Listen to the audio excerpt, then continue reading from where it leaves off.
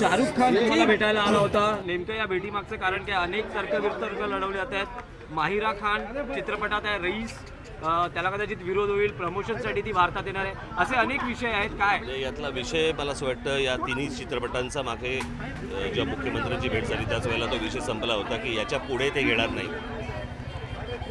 आत्ताचा विषय असा होता की मध्यंतरी काहीतरी बातम्या आल्या, काहीतरी ते माहिरा खानला प्रमोशनसाठी काहीतरी फिरवणार आहेत. तर असली कुठची गोष्ट होणार नाही आहे एवढं फक्त सांगायला आलं होतं. म्हणजे माहिरा खान भारतात येणार नाही आणि म्हणजे त्यामुळे ती फिल्म प्रमोशनलाही नसेल. फिल्म प्रमोशनलाही नसेल. रितेश सिद्धवानींनी असा दावा केला की ते प्रमोट सुद्धा करेल सिनेमा. नाही ते काहीतरी त्याच्या बोलण्यातनं काहीतरी ते मीडियाने उचललं, परंतु आता त्याच्यासाठीच ते आले होते आता आणि तेच सांगत होते की असला कुठचाही विचार आमच्या मनात नाही आणि असली कुठची ते प्रमोशनसाठी फिरवणार नाही. जोपर्यंत या दोन देशांमधले संबंध सुधारत नाहीत तोपर्यंत आमचा कुठचाही विचार नाही आणि आम्हाला असली गोष्ट करायची पण नाही आणि याच्या पुढे आम्ही कोणाला घेणार पण नाही.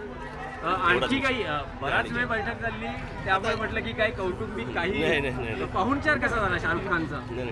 पहिल्यांदा शाहरुख खान कृष्णकुंजवर तुमच्या भेटीला आला? नाही, याच्या अगोदर 2-3दा येऊन गेले ते. वेगळ्या दिवशी खास दिवशी आज तुमच्या घरी आला होता. ईद आहे उद्या, त्या पार्श्वभूमीवर काही शुभेच्छा किंवा? नाही उलट आज माझ्या लग्नाचा वाढदिवस आहे.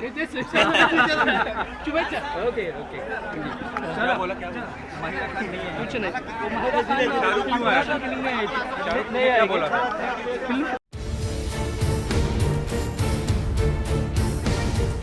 Bollywood has always been one entity free from politics, but sadly, no more.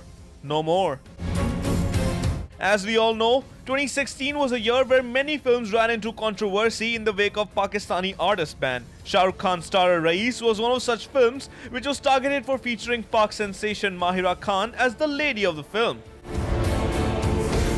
The entire hullabaloo has come to the fore once again as the release of Raees is due next month. However, Maharashtra Chief Minister Devendra Fadnavis has assured that his government will ensure smooth release of every film passed by the censor board.